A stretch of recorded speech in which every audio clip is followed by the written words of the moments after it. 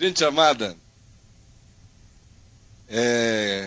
sem nenhuma disposição de que vocês fiquem aqui 8 horas para ouvir sobre um projeto de espiritualidade integral, e nem 4 horas, e nem 2, e nem 1, mas com a vontade absoluta de que todos daqui para frente foquem suas mentes, corações, atenções, possibilidade de enlargar o entendimento, o discernimento, e que busquem do Espírito Santo a possibilidade de que esse não seja um momento vão. Nesse espírito e com essa vontade é que eu quero pedir a você que não se distraia, que não se movimente, que fique no seu lugar do modo mais atento possível. Faz de conta que você é um monge tibetano em estado de concentração, tá bom? Porque todos nós aqui somos, na maioria quase que esmagadora, egressos da igreja evangélica. E na igreja evangélica ninguém medita, na igreja evangélica todos têm pavor de silêncio. Se disser assim, 1 minuto de silêncio, já viu o que acontece num culto evangélico? A angústia que dá. E é capaz do indivíduo sair dali e dizer assim, eu não vou mais lá não, porque aquela igreja é fria. Eles dizem para a gente fazer silêncio. Porque no meio evangélico a lei que prevalece é a do circo, da trepidação, e as canções são todas eu vou matar, eu vou esfolar, eu cheguei em nome do Senhor, vou combater o inimigo, vou pisar no rabo dele, eu sou cabeça e não sou cauda, e é uma angústia, uma aflição, uma aeróbica que não para, um negócio tremendo. Por isso que o evangélico não malha, não precisa, o exercício é imenso, físico, só não é mental quase nenhum, porque a mente vai virando mente de topeira e vai perdendo a alma também, porque ela não tem a liberdade do sentir, porque o sentir também já está pré-determinado. Não pode haver tristeza, não pode haver a verdade de um sentimento. O indivíduo tem que negar a própria realidade de quem ele é e do que ele sente. Porque quem ele é e que ele sente, se não for um sentir de uma euforia mantida num estado de bipolaridade congelada num polo só, que é o da euforia permanente, não seja esse o caso, ele está oprimido pelo diabo. E ele tem séria desconfiança de que esteja mesmo. Só que esse tempo do nervosismo acabou. Agora é hora de que cada momento tenha o significado de cada momento, e a gente tem momentos para todas as coisas, e oportunidades para todos os sentimentos, e essa é a hora do silêncio do seu coração, de ouvir aquele psiu de Deus, conforme ele mesmo manifesta lá em Miqueias, psiu, conforme o texto hebraico mostra, é um psiu, psiu. E agora aquiete-se e saiba que o Senhor é Deus. Vamos orar juntos, todos nós. Pai, Pai nosso que estás nos céus, santificado seja o teu nome. Venha o teu reino. Seja feita a tua vontade, assim na terra como nos céus. O pão nosso de cada dia nos dá hoje. Perdoa as nossas dívidas, assim como nós perdoamos aos nossos devedores. E não nos deixes cair em tentação, mas livra-nos do mal, pois teu é o reino, o poder e a glória para sempre. Amém e amém. Derrama a tua luz e a tua verdade. Abre o nosso entendimento.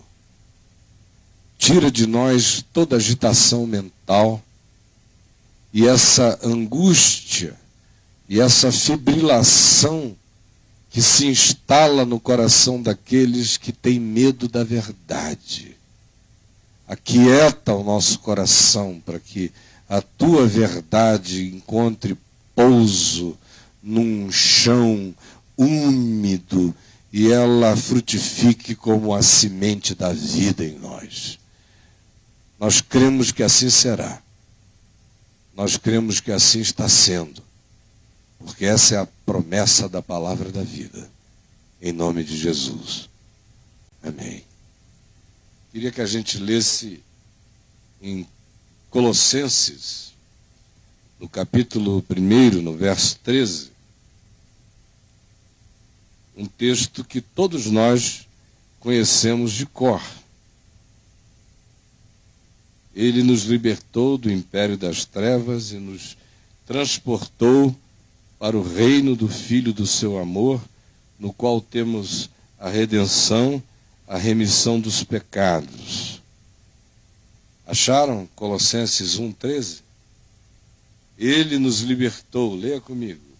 Ele nos libertou do império das trevas e nos transportou para o reino do Filho do seu amor, no qual temos a redenção, a remissão dos pecados. E olhe o resto desse cântico. Ele é a imagem do Deus invisível, o primogênito de toda a criação, pois nele foram criadas todas as coisas nos céus e sobre a terra, as visíveis e as invisíveis, sejam tronos, sejam soberanias, quer principados, quer potestades, tudo foi criado por meio dele e para ele. Ele é antes de todas as coisas, nele tudo subsiste. Ele é a cabeça do corpo, da igreja. Ele é o princípio, o primogênito de entre os mortos, para em todas as coisas ter a primazia, porque aprove a Deus que nele residisse toda a plenitude, e que, havendo feito a paz pelo sangue da sua cruz, por meio dele reconciliasse consigo mesmo todas as coisas, quer sobre a terra, quer nos céus, e a vós outros também, que outrora éreis inimigos, estranhos e inimigos no entendimento, pelas vossas obras malignas, agora, porém, vos reconciliou no corpo da sua carne, mediante a sua morte, para apresentar-vos perante ele santos, inculpáveis e irrepreensíveis, se é que permaneceis na fé, alicerçados e firmes, não vos deixando afastar da esperança do evangelho que ouvistes e que foi pregado a toda criatura debaixo do céu, e do qual eu, Paulo, me tornei ministro. Olhem aqui para mim. Não existe nenhuma magia no evangelho. Não existe nenhum tipo de complexificação extraordinária. Ele é simples. E o poder dele está na simplicidade da verdade, na verdade simples. Porque tudo aquilo que de fato seja verdadeiro é simples. E o que é de fato essencialmente simples, podem ter certeza, é verdade. O que Paulo diz aqui, para a maioria de nós, no curso dos anos, tem sido entendido como aquilo que de fato ele não disse. Porque quando se ouve dizer que em Jesus, que aqui Paulo simplesmente chama de ele nos libertou do império das trevas e nos transportou para o reino do Filho do seu amor. Então esse ele é o Pai, esse ele é o Filho, esse ele é o Espírito Santo, esse ele é Deus, esse ele é o eu sou, que nos libertou do império das trevas e nos transportou para o reino do Filho do seu amor, no qual temos a redenção, a remissão dos pecados. E aí Paulo diz quem é ele. E constrói esse cântico extraordinário, essa declaração de amor e de adoração sobre a percepção espiritual que ele tem acerca de quem é Jesus e do que ele fez, e da completude absoluta do que ele veio realizar, cuja finalidade é reconciliar todos e todas as coisas com o Pai por meio do sangue da sua cruz. Só que quando a gente ouve isso, como eu disse inicialmente, geralmente a gente pensa no que não está dito. Porque durante séculos, o que a igreja e os seus mestres e os seus doutores nos ensinaram, criou um equívoco essencial acerca da afirmação desse texto do apóstolo Paulo. Por quê? Porque logo, no curso do cristianismo se desenvolveu a doutrina perversa, maligna, pagã, idolátrica e diabólica de que fora da igreja não há salvação.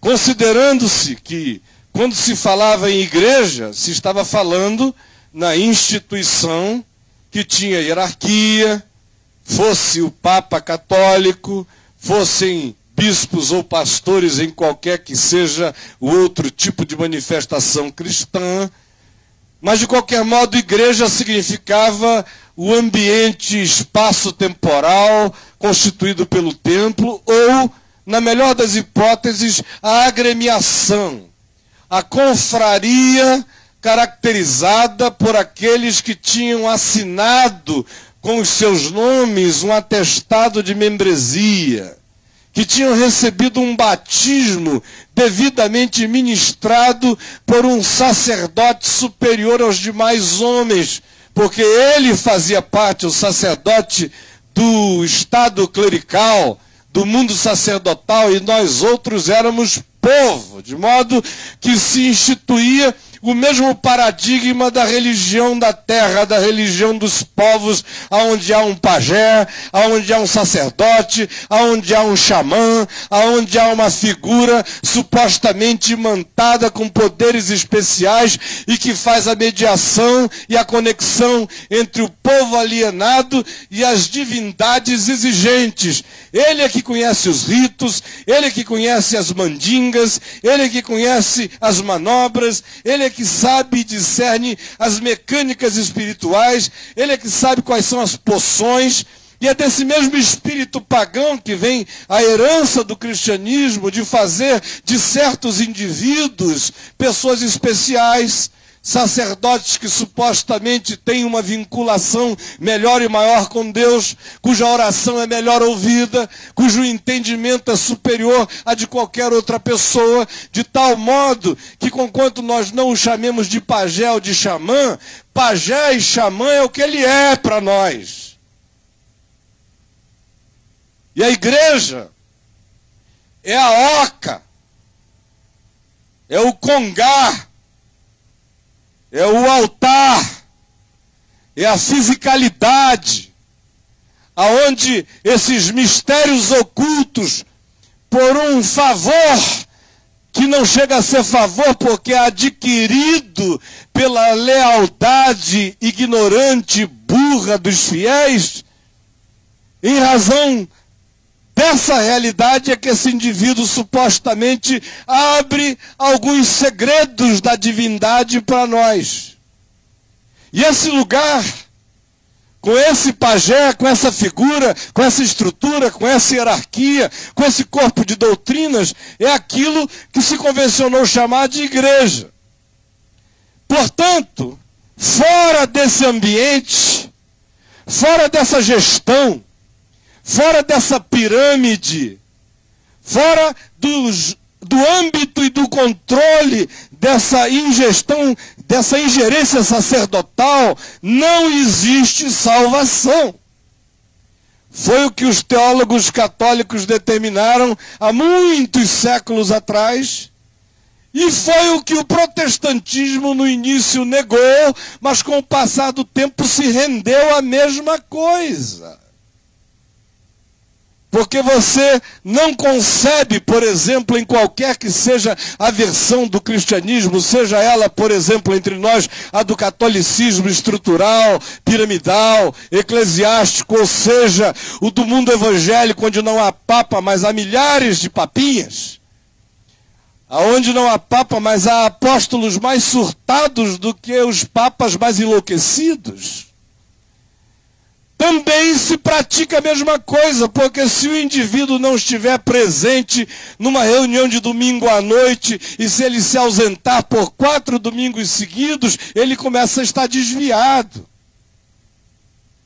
Se ele disser que crê em Jesus, mas não for batizado, uma obra não foi completada na vida dele, de modo que Jesus pode dizer ao ladrão que ao seu lado morria na cruz: hoje mesmo estarás comigo no paraíso. Mas a esse indivíduo que a igreja não batizou, ela declara que sem batismo não haverá essa salvação nem essa graça. Por mais que doutrinariamente se diga o oposto, mas na prática é isso que se instila na alma das pessoas, o que gera toda sorte de culpa, de tal modo que a afirmação de Paulo: ele nos libertou do império das trevas e nos transportou para o reino do Filho do seu amor, significa ele nos tirou dos nossos amigos, das nossas amizades, dos nossos relacionamentos, dos gostos que a gente tinha, dos bares que a gente frequentava, das festas que a gente achava gostosa, das músicas que nós apreciávamos, dos cantores e compositores nos quais nós nos deleitávamos. Ele trocou a nossa roupa, o nosso biquíni por um maiô bem grande, ou então por um burkini do estilo iraniano. Ele me libertou do batom, ele me libertou do brinco, ele me libertou das amizades gargalhentas que um dia eu tive, e agora ele me colocou no reino do Filho do seu amor, aonde eu dou tudo que eu tenho, o que eu posso, o que eu não posso, aonde eu me mato e eu me esfolo, aonde eu me entrego de maneira desesperadamente culpada, aonde a minha ausência pode significar uma tristeza profunda e mortal para Deus. Por isso eu tenho que comparecer pela fragilidade do Todo-Poderoso, do contrário a minha ausência o seca. Essa é a salvação cristã. Só pode ter sido proposta pelo diabo. E foi nesse espírito que a maioria de nós viveu e vive. Carregando a basicalidade desse espírito pagão, sob o tacão dessas potestades perversas, disfarçadas de anjo de luz e acachapando a alma da maioria de nós. A pergunta é: o que Paulo queria dizer quando ele disse: ele nos libertou do império das trevas e nos transportou para o reino do Filho do seu amor, no qual temos a redenção, a remissão dos pecados? Obviamente que ele não tinha em mente nenhuma dessas coisas que acabaram pedrando, engessando, fixando e matando esse texto, fazendo dele apenas uma letra que indica um endereço, que indica um horário de culto, que indica uma autoridade supostamente espiritual que nos toma pela mão e que nos mantém num estado de imbecilidade crônica para a nossa própria salvação. O que Paulo estava querendo dizer? Que movimento é esse? De nos libertar do império das trevas e nos levar e nos conduzir para o reino do Filho do seu amor. Esse é um movimento geográfico? Esse é um movimento cultural? O que isso significa? Rupturas fraternas? Alienação do planeta?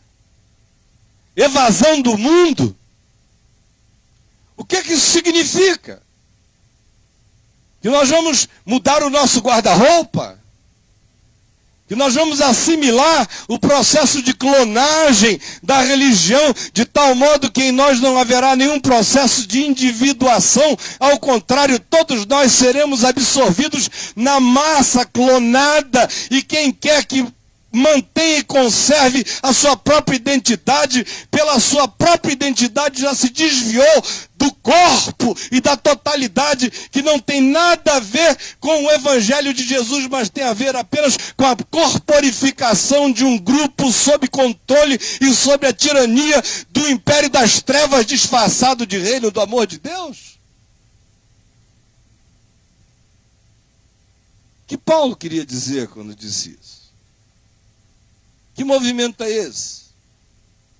Primeiro, é preciso que a gente lembre que quando Paulo falou de império, ele estava falando sob o Império Romano. Essa era uma palavra sacrossanta do ponto de vista político. O Império Romano era adorado, e o imperador era a encarnação da divindade. Usar essa palavra império, com a conotação negativa e de trevas que ele usa, já é em si uma denúncia de natureza político-espiritual. Já carrega o germe da subversão.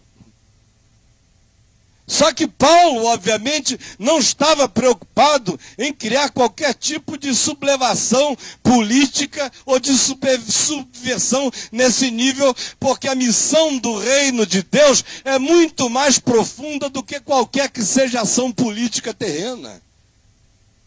E desculpem-me os apaixonados pelo engajamento político que tem sua hora e sua necessidade, mas para Paulo isso era coisa ainda de uma mente que não tinha enxergado o significado da guerra mais profunda e da luta mais radical e visceral que se trava no universo e que tem a ver com a mente de cada ser humano. Ele nos libertou do império das trevas. Dizer isso debaixo das barbas de Nero, ou antes dele de Calígula, era algo extremamente perigoso, porque podia ser interpretado como uma vocação e um chamado para separação radical, para não ter nenhum tipo de contato com qualquer que fosse a sociedade caracterizada pelo domínio romano. Mas Paulo era discípulo de Jesus, e Jesus orou ao Pai dizendo: eu não peço que tu os tires do mundo, e sim que tu os livres do mal. Paulo era discípulo de Jesus, que disse: vós sois o sal da terra. Portanto, não é para haver evasão, é para se imiscuir. Paulo era discípulo de Jesus. E Jesus disse que ninguém acende uma luz para colocá-la sob o alqueire, mas no velador, para que ilumine a todos os que entrem na casa. Portanto, em Jesus não há nenhum convite à evasão, à fuga, à alienação, a qualquer coisa. E se é assim, prevalece e perdura a questão. O que Paulo estava querendo dizer quando fala dessa retirada, desse êxodo de um império das trevas com uma transportação para o reino do Filho do amor de Deus. O que ele queria dizer? Aonde acontece esse movimento? Em que ambiente ele se dá? Como qualquer outra coisa no Evangelho, esse movimento só se dá no coração. Porque Jesus disse: o reino de Deus, acerca dele não se dirá ei-lo aqui, ei-lo ali, ei-lo acolá, porque ele não vem com visível aparência, porque o reino de Deus está dentro em vós. Obrigado, amigo. O império das trevas também. Se o reino está dentro de nós, o império das trevas acontece dentro da gente também. A gente preferiria muito mais que o império das trevas tivesse uma geografia. Porque fica muito mais simples dizer: não, eu não pego nisso aqui, como Paulo diz aqui em Colossenses, porque isso aqui é nojento, é sujo. Eu não piso nessa fronteira aqui, porque ela é pervertida, ela é promíscua. É muito mais simples transformar a espiritualidade em fisicalidades, em fronteiras, em realidades objetais, do que ter que olhar e trabalhar com as categorias da percepção, da consciência acerca de um mundo de sentimentos, de entendimentos e de invisibilidades, onde ou a gente olha com coragem para dentro ou a gente não enxerga nada. É extremamente mais simples demonizar geografias do que enxergar as realidades existenciais demoníacas presentes no coração da gente. É muito mais fácil tratar com o despacho da macumba na esquina do que verificar a quantidade de voodoo que a gente carrega na alma.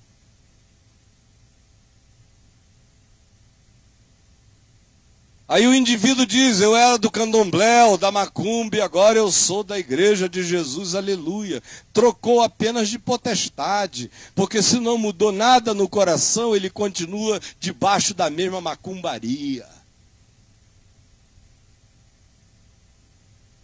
O império das trevas está aqui.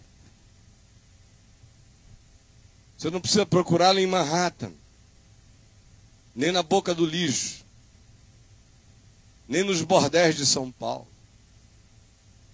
O império das trevas está aqui, no coração da gente. E o próprio Paulo descreve em Efésios quais são as camadas de dominação desse império na interioridade humana. E como é que ele funciona? Quais são as suas mecânicas? Quando ele afirma em Efésios, no capítulo 2, o que nós todos sabemos de cor, mas não com o coração discernimos, e que diz, ele nos deu vida, e estando nós mortos nos nossos delitos e pecados, nos quais todos nós andamos outrora, segundo o curso deste mundo, segundo o príncipe da potestade do ar, do espírito que agora atua dos filhos da desobediência. Essa é a constituição do império das trevas. Tem a ver com manter a mente num estado de harmonia com o fluxo do mundo. E que estado de harmonia é esse com o fluxo do mundo?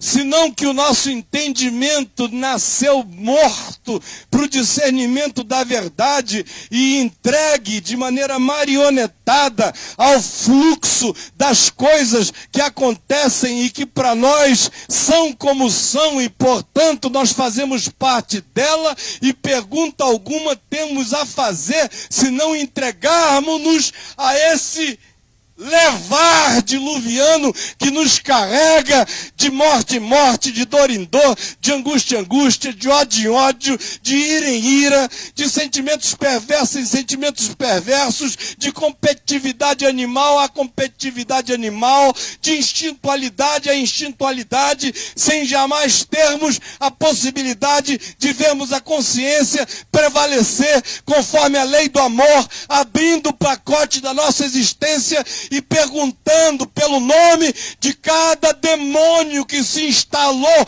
no nosso entendimento como valor e como conceito, cultuados por nós e que precisam ser de nós desinstalados. Do contrário, instaura-se em nós o domínio do império das trevas.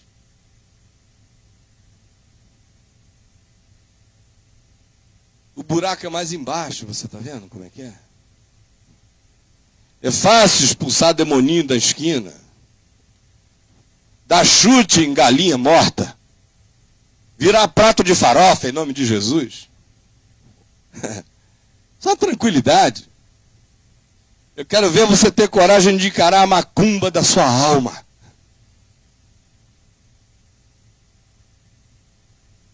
E essa macumba é feita de muitos elementos.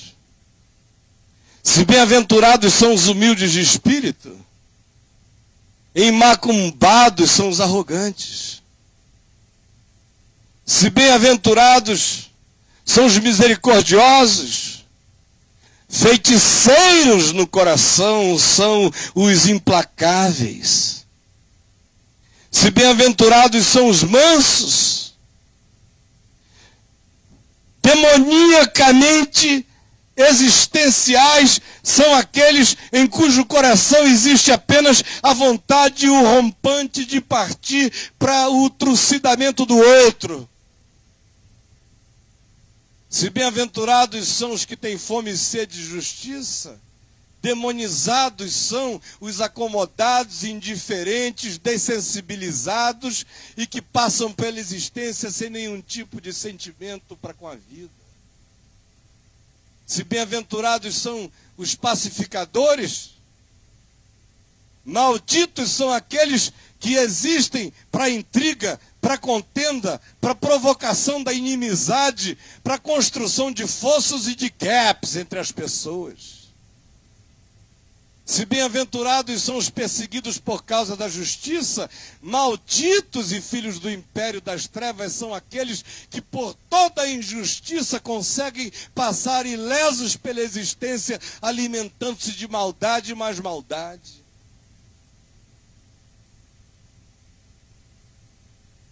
Se filho do reino de Deus, é aquele que aceita ser sal da terra e se diluir na massa da existência, perdendo a importância da visibilidade, ao contrário, se dissolvendo no todo para dar gosto à vida, sendo sal da terra. E macumbado é aquele que não se entrega, que não se dá, que não se dissolve na graça que o transforma num ser que tempera a vida com amor. Ao contrário, sendo ele aquele que aonde chega, amargura o que existe à sua volta. Se os filhos do reino são luz do mundo, os que estão no império das trevas são os promotores da luz negra, da mentira e do engano. Se os filhos do reino são aqueles que não resistem ao perverso, ao contrário, sem que o temam, todavia o confrontam em amor, naquele amor corajoso que não retrocede, mas não mata. Os filhos do império das trevas são aqueles que carregam dentro de si o ânimo homicida. Os filhos do império das trevas são aqueles que, vêm causando mal, assistem-no como obra de desconstrução do próximo, até mesmo ao ponto e ao estágio no qual o próximo seja considerado raca, ou seja, nada, vacuidade, coisa alguma, zero à esquerda, e não tem qualquer ânimo de restaurar esse ser. Ao contrário, permitem que ele caminhe designificadamente o seu caminho, enquanto eles próprios gozam o gozo do orgasmo da perversidade de terem dessignificado um outro ser humano.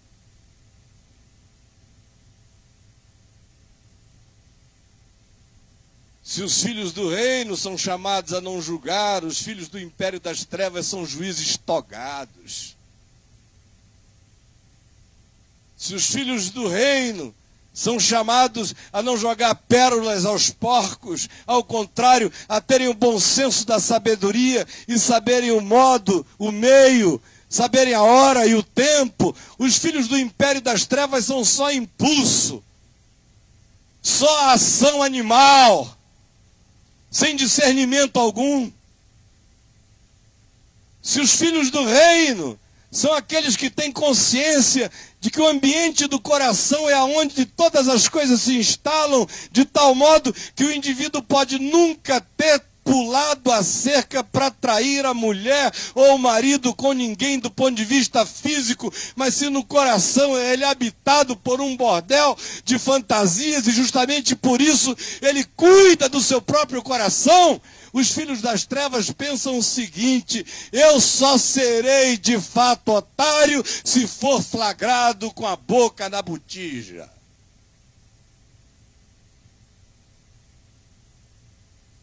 O império das trevas é feito de religiosidade de aparências, de esmolas dadas e de trombetas tocadas para que se chame atenção sobre elas. O império das trevas é feito daquela atitude que confunde a consciência da confiança em Deus como Pai misericordioso e, ao contrário disso, pensa que pelas vãs repetições se conquista alguma coisa numa barganha oral para com Deus.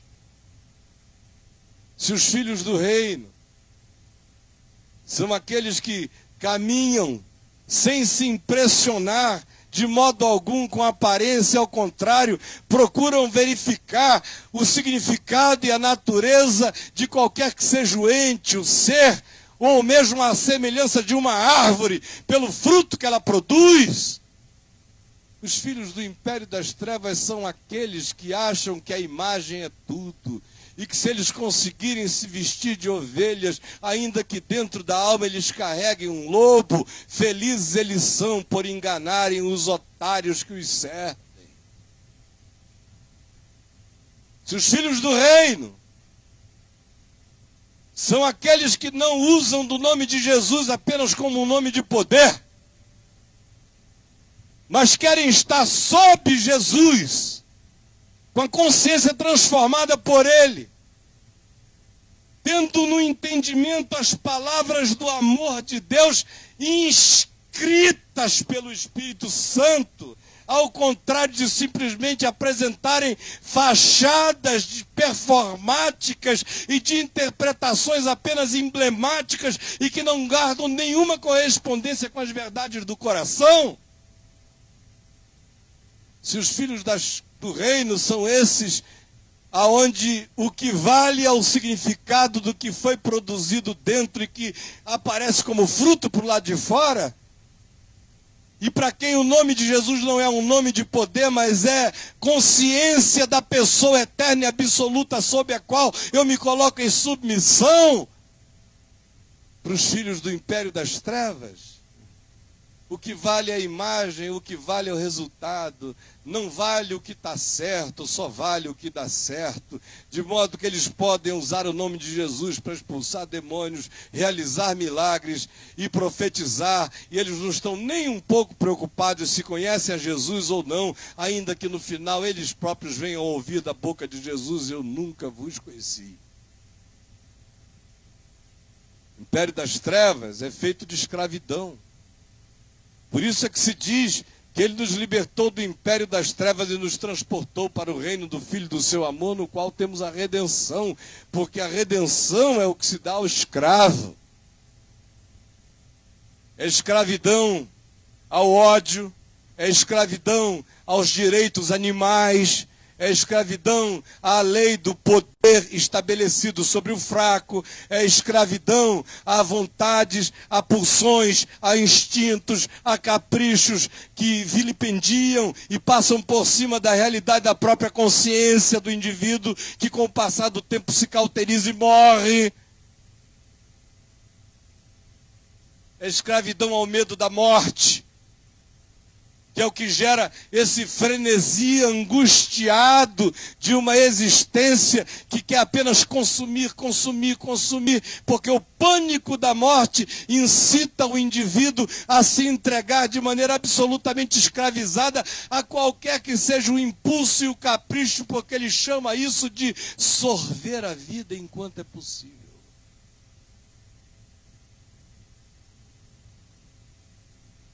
E aí eu quero perguntar a você, apesar de ter lavado aquele batismo com mais água ou menos água, com aspersão ou tendo sido um caldo batismal, você está onde, meu irmão, dentro de você?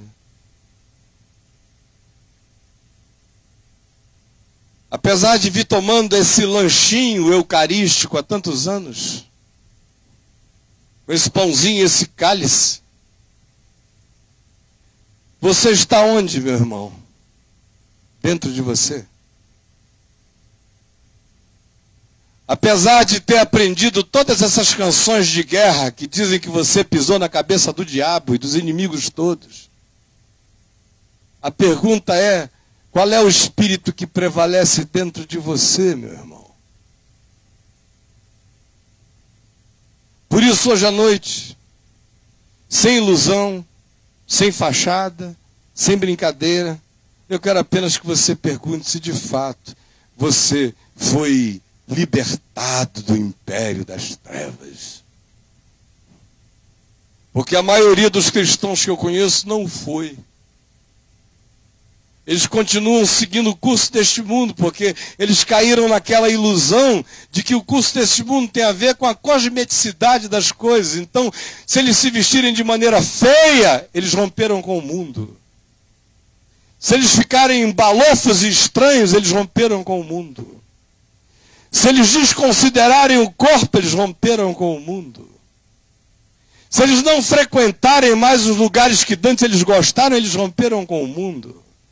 Se eles controlarem o gosto e a vontade de gritar gol numa possível possível reviravolta corintiana, salvando-se do seu estado de semifalência, e que eles não podem mais dizer gol com alegria, porque senão o reino de Deus vai ficar em estado de competição inferior e o Espírito Santo pode ficar desagradado.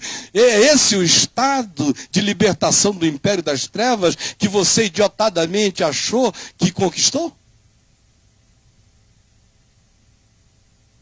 Enquanto isso você pisa, enquanto isso você mata, enquanto isso você odeia, enquanto isso você carrega espírito homicida no coração, enquanto isso você torce alegremente pela desgraça das pessoas,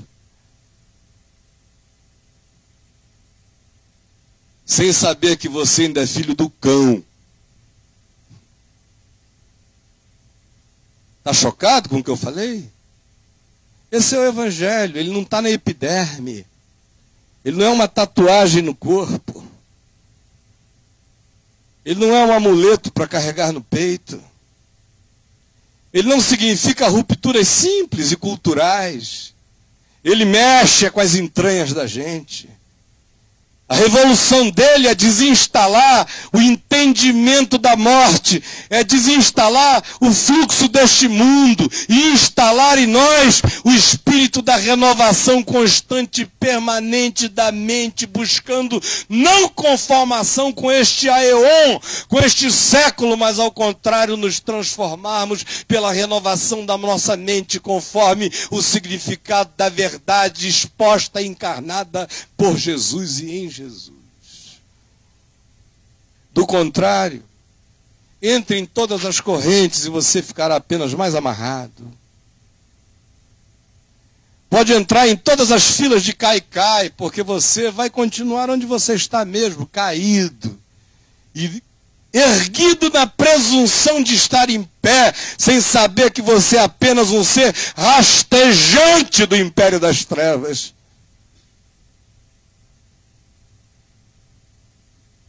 E a sutileza é enorme. Porque a gente vai sendo conduzido pelo príncipe da potestade do ar, pensando que é o anjo Gabriel.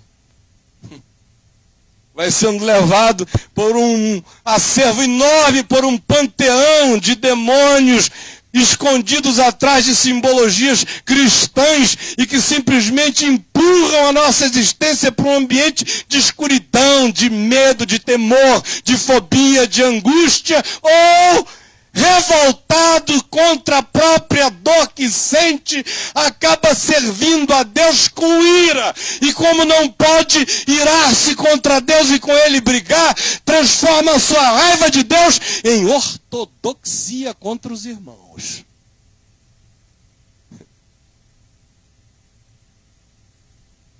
E diz: eu estou liberto.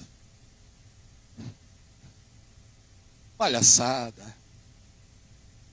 Eu não sei o que você pensa de mim, mas eu sei o que eu penso de mim.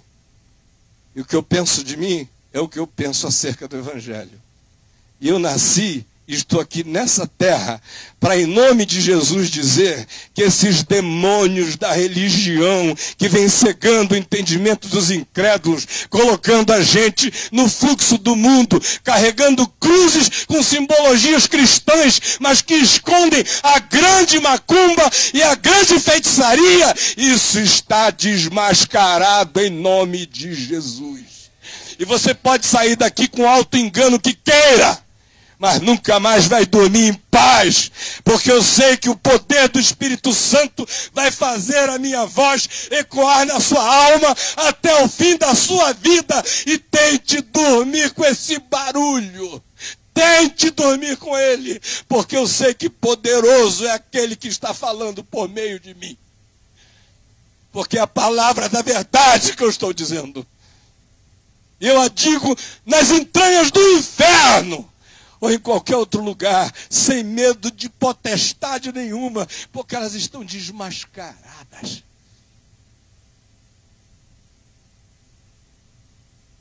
Ele nos libertou do império das trevas. Mas ele só nos libertou do império das trevas se as trevas saíram da nossa mente. Se nós, de fato, tivermos trocado a lei dos poderosos e da prevalência dos mais fortes sobre os mais fracos, pela lei da graça. Só teremos sido libertos do império das trevas e transportados para o reino do amor de Deus, se no nosso coração aquilo que antes era elevado como glória diante dos homens se tornou abominável. E a nossa escolha é a escolha da simplicidade das coisas essenciais, as quais Jesus chama de vida. Do contrário, nós continuamos no império das trevas. Eu sou filho do amor de Deus e sou cidadão desse reino de amor, se o único dogma da minha vida for amor. Porque o único dogma do reino de Deus é amor, porque Deus é amor. Eu fui transportado do império das trevas para o reino do Filho do seu amor, quando eu reconheço que eu sou filho da graça, do favor imerecido, da bondade incomunicável, da misericórdia eterna, que só é constatável pelo fato de que ela se renova toda manhã, mas eu mesmo não consigo explicar tamanho poder de autorrenovação. Eu apenas a aceito sem entender tamanha graça, e porque eu aceito que fui aceito, e aceito que fui incluído, e aceito que fui incluído sem razão nenhuma para o ser, e transformo isso no mesmo espírito de inclusão, de aceitação, de perdão, de misericórdia para com o meu próximo, eu fui transportado para o reino do Filho do seu amor. Do contrário, não.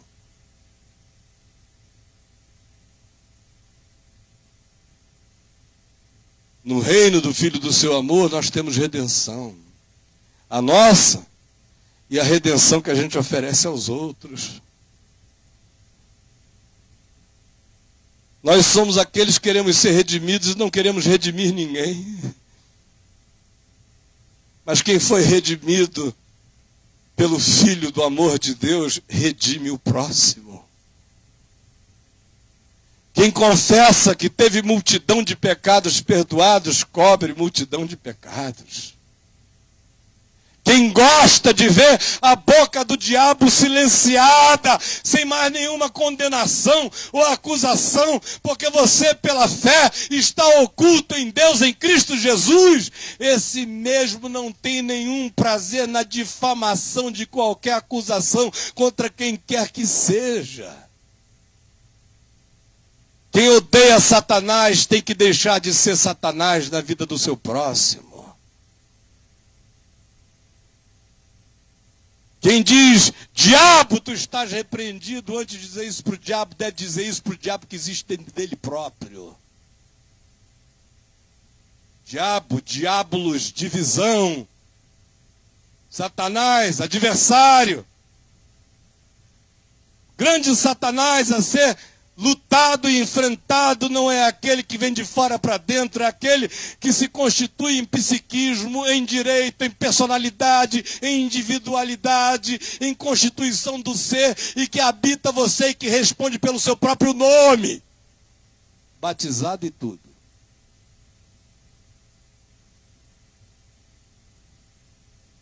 No reino do Filho do seu amor, nós temos a redenção, e se nós temos a redenção, nós compartilhamos redenção.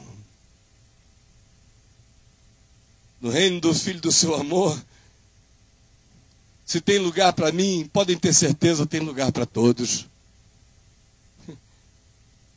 E no dia que eu disser que tem lugar para mim, mas não tem lugar para todos, nesse mesmo dia eu estou de fora sem saber. Porque no reino do Filho do seu amor, nós temos a redenção. E se ela é minha, ela é nossa, ela é de todos.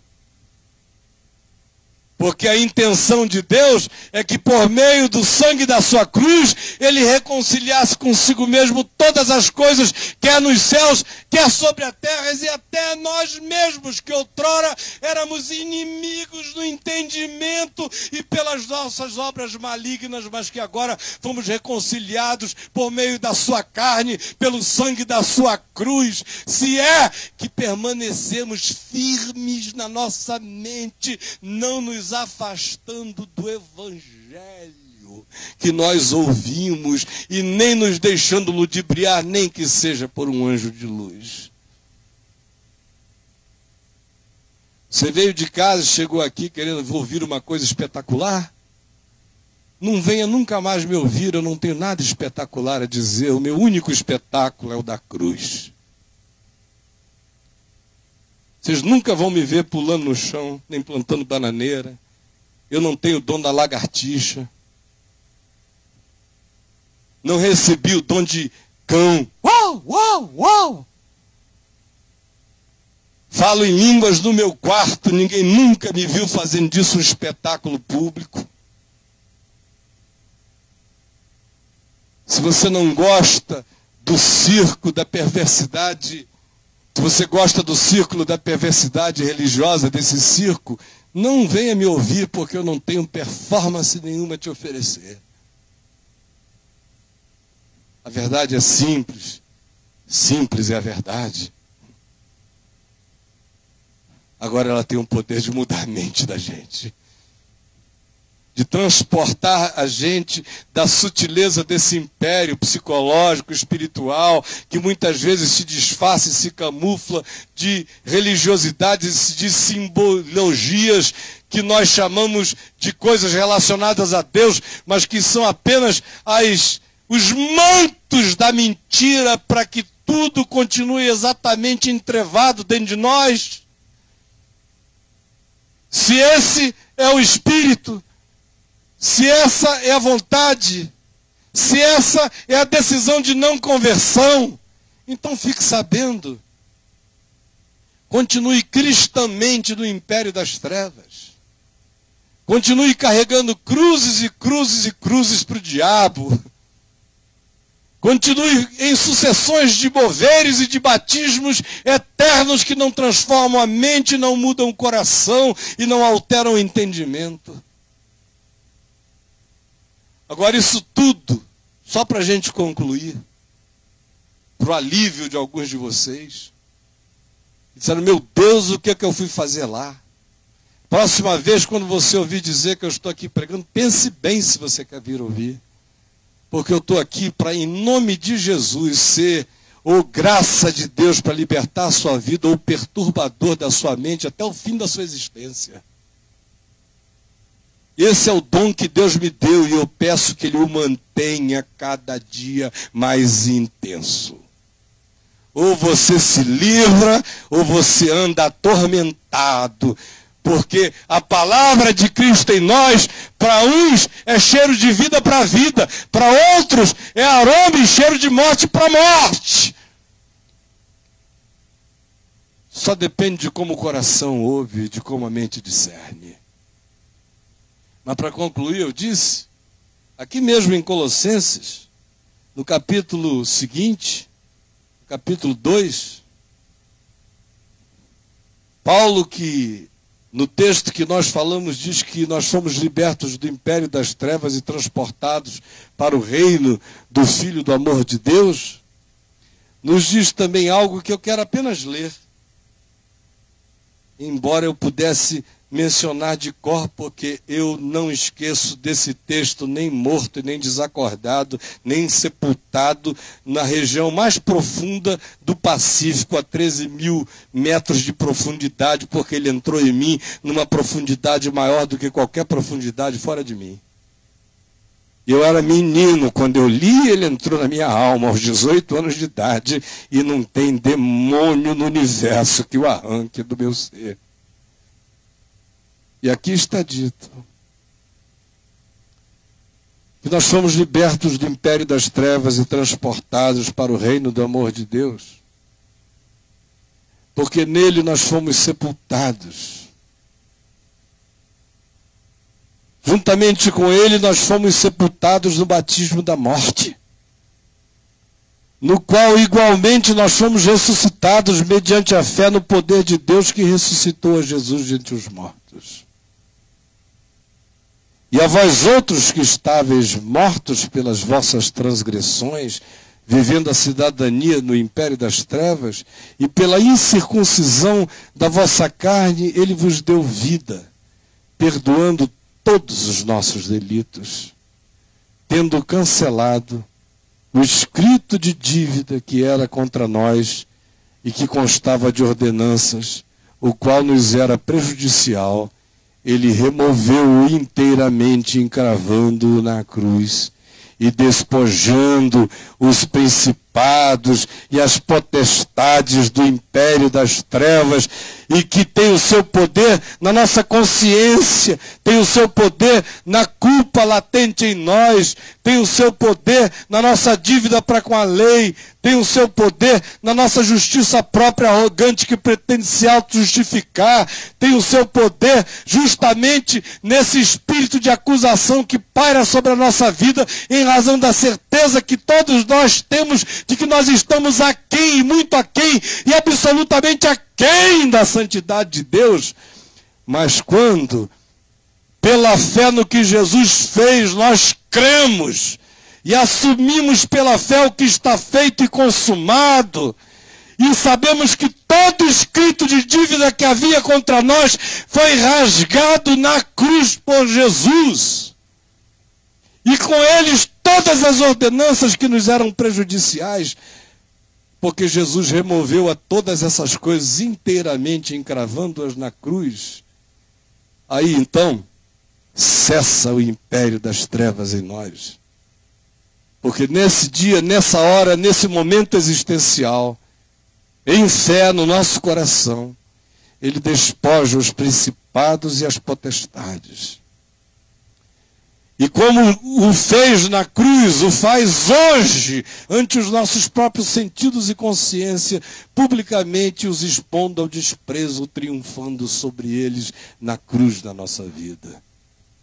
Por isso, ter saído do império das trevas e vindo para o reino do amor de Deus não tem absolutamente nada a ver com comida, ou com bebida, ou com dia de festa, ou lua nova, ou sábado, ou corrente dos 318 ou dos 424. Porque tudo isso tem sido sombra de coisas que haviam de vir. Porém agora nós somos do corpo de Cristo.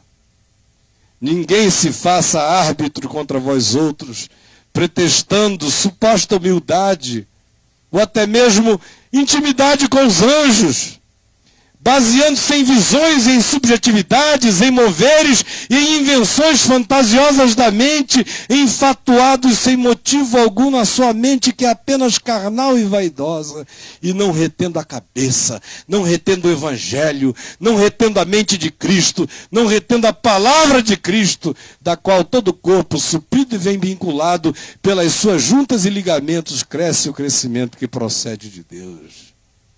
Se morrestes com Cristo para os rudimentos do mundo, para o império das trevas, para o curso deste mundo, para a tirania do príncipe da potestade do ar, sim, se morrestes com Cristo para os rudimentos do mundo, porque como se vivesseis no mundo vos sujeitais a essas ordenanças perversas, sejam as da religião ou sejam as ordenanças dos instintos desgovernados.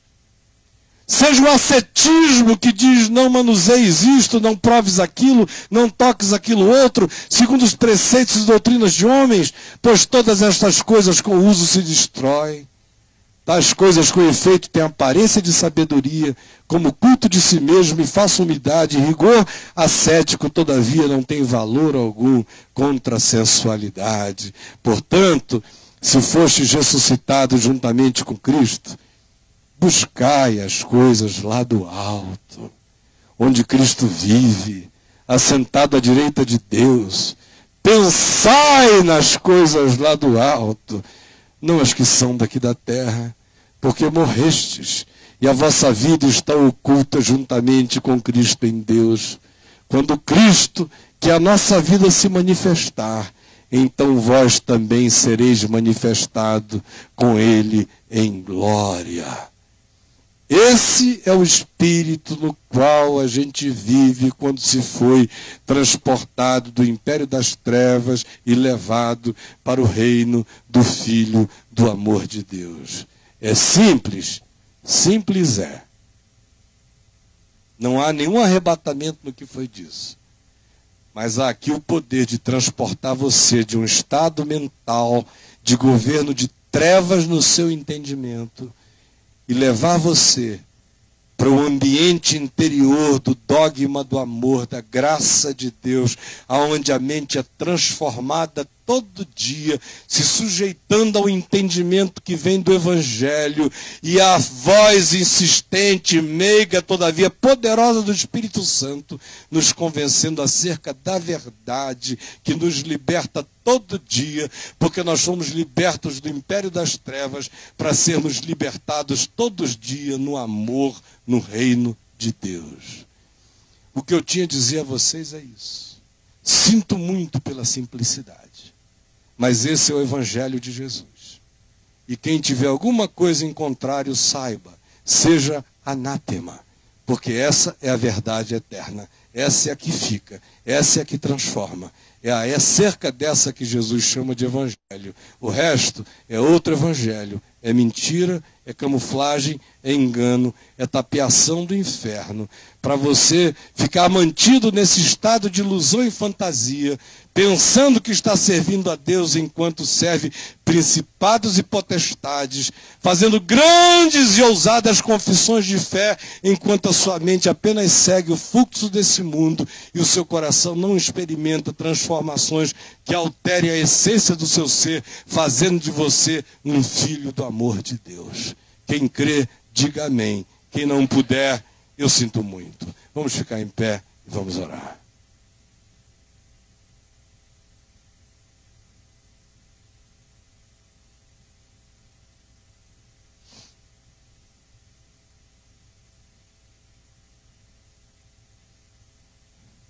Essa palavra que você ouviu, ela carrega cura em todos os níveis. Cura mental, ela salva da esquizofrenia, ela salva da fantasia, ela salva do ânimo dobre, ela salva da hipocrisia, ela arranca máscaras e carrancas. Ela não provoca arrepios, ela só gera reviravoltas de dentro para fora. Essa palavra que você ouviu sara a alma, porque desinstala ódios, porque exorciza amarguras, porque expulsa direitos homicidas que a gente mantém no coração como bens preciosos, como direito adquirido contra o próximo, sem saber que isso é que vai matando o próprio coração e destruindo a própria vida.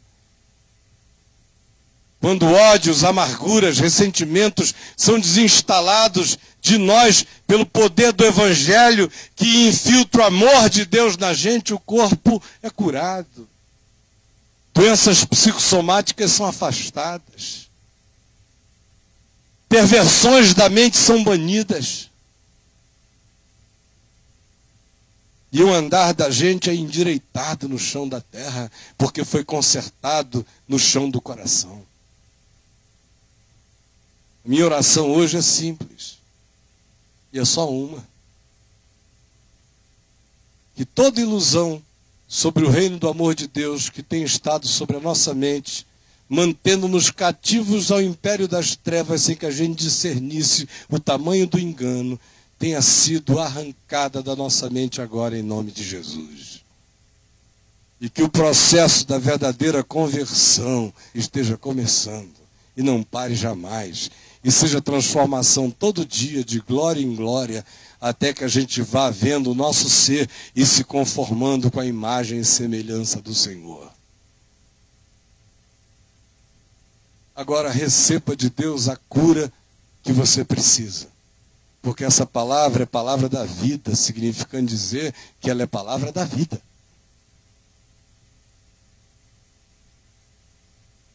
Senhor Jesus,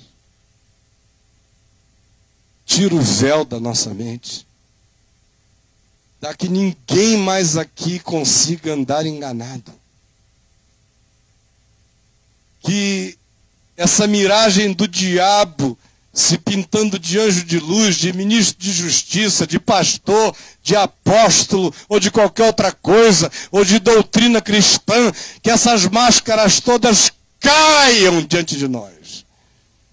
que fique só Jesus, que fique só o Evangelho, que fique só o amor de Deus. Pelo amor do teu nome, tá? Que o silêncio que eu sinto, que se instala como perplexidade grave no coração da maioria aqui, seja o silêncio daqueles que estão dando razão a Deus e em perplexidade se curvando ante a palavra da verdade. E por favor, dá que ela efetue em nós o querer e ela provoque em nós o realizar. E todo principado e potestade espiritual, vestido de trejeitos e simbologias cristãs, sejam repreendidos aqui em nome de Jesus. E todo anjo de luz que não passa de demônio, de engano, seja desmascarado na mente de cada um aqui, em nome de Jesus. E que a mentira da religião que quer se fazer passar por reino de Deus seja quebrada agora aqui em nome de Jesus. E que tu nos livres de séculos e séculos de opressão de um falso evangelho que inverniza as nossas exterioridades e não transforma o nosso ser. Transporta-nos de nós para nós mesmos, arrancando-nos desse império de mesquinharia, de capricho, de animalidade, de instintos perversos que existem em nós e transporta-nos para o teu reino em nós. Aonde nós que fomos redimidos, aprendamos a redenção redimindo os irmãos todos os dias. E eu peço que a simplicidade dessa palavra produza toda a sorte de curas entre nós. No corpo, na alma e no espírito. Porque essa é a promessa do Evangelho. De que a palavra haveria de ser seguida por sinais. Dá que no silêncio, sem espalhafato, estejam acontecendo milagres extraordinários no corpo, na alma e no espírito de muitos aqui. E eu sei que assim está sendo. Eu sei que tu me darás a alegria de ouvir as palavras de testemunho do bem que tu realizaste no coração de tantos que nem sabem o tamanho da libertação que lhes está alcançando nesta hora e nesse momento. Recebe a nossa gratidão e a nossa alegria porque o Evangelho está vivo e porque ninguém vai calá-lo e porque ele vai continuar a ser proclamado de geração em geração pelos séculos dos séculos até que o Senhor venha. E nós todos juntos dizemos Maranata. Ora vem, Senhor Jesus. Aleluia. Aleluia. Deus abençoe você, em nome do Senhor Jesus. Amém, amém.